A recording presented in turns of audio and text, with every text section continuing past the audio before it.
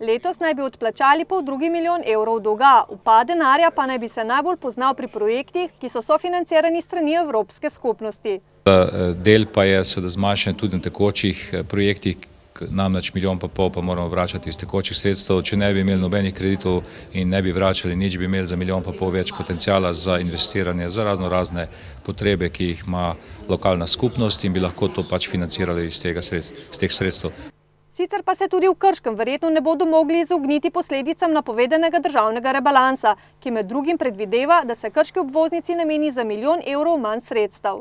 Jaz moram reči, da nekega uradnega odziva, ne glede na to, da smo dejansko poslali eno peticijo ali pa neko pismo na vsa ministrstva, ki so pristojna, vključno s predsednikom vlade, mi nekega uradnega odgovora nismo dobili.